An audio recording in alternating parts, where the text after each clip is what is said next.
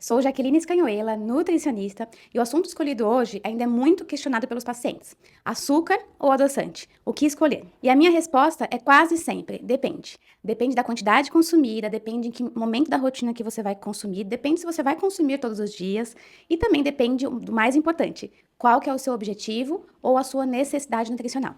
Durante o meu acompanhamento, o objetivo é que a gente tenha o mínimo possível de adição, seja de açúcar ou de adoçante, para que a gente consiga acostumar o paladar com o sabor dos alimentos. Esse é o principal objetivo, esse é o principal intuito. A questão é, se é um paciente que está apresentando qualquer risco de diabetes, ou que já esteja com o diabetes instalado, ou caso tenha alguma questão relacionada com a insulina, eu vou orientar que evite ao máximo utilizar o consumo do açúcar, já que qualquer tipo de açúcar, seja mais ou menos saudável, vai interferir nos picos glicêmicos. Algo que é importante também ressaltar. Seja o consumo do açúcar ou do adoçante, ele leva o nosso paladar a acostumar com o sabor doce dos alimentos. Então, se você tem qualquer dificuldade de evitar o doce, ou até mesmo tem aquela vontade aumentada do carboidrato ou do doce, isso acaba sendo prejudicial para você. Agora, falando um pouquinho do consumo do açúcar. Se seu objetivo não está diretamente relacionado a picos glicêmicos, se a gente pode ter uma boa relação com o açúcar, se ele pode ser utilizado ali em alguns momentos, em algumas preparações, adicionados em algumas preparações, eu vou sempre orientar que tenha o consumo de açúcares que tenham o mínimo de aditivos químicos possíveis. Quais são os principais? Açúcar mascavo e também o mel. Agora, se a gente precisa ter um consumo do adoçante, eu sempre indico que consuma adoçantes que são mais naturais, como estévia, talmatina e o xilitol.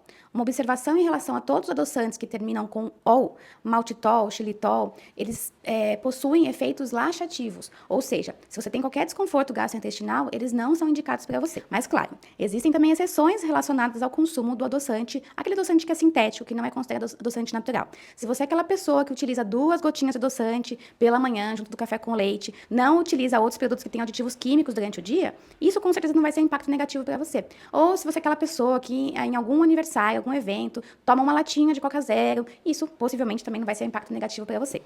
Resumindo, é importante avaliar todos os pontos mencionados anteriormente em relação ao seu consumo alimentar e seus objetivos ou necessidades nutricionais, e aí sim a gente avaliar se é necessário substituir, ou diminuir, ou restringir o consumo do açúcar. Lembrando que, para a gente acostumar o nosso paladar com o sabor dos alimentos, isso leva um tempo. Existe um processo, então, para a gente poder realmente sentir aquele sabor do café que hoje parece impossível tomar sem açúcar. E você, utiliza açúcar, adoçante, um pouquinho, muito? Me conta para eu poder te dar algumas dicas em relação à sua rotina alimentar.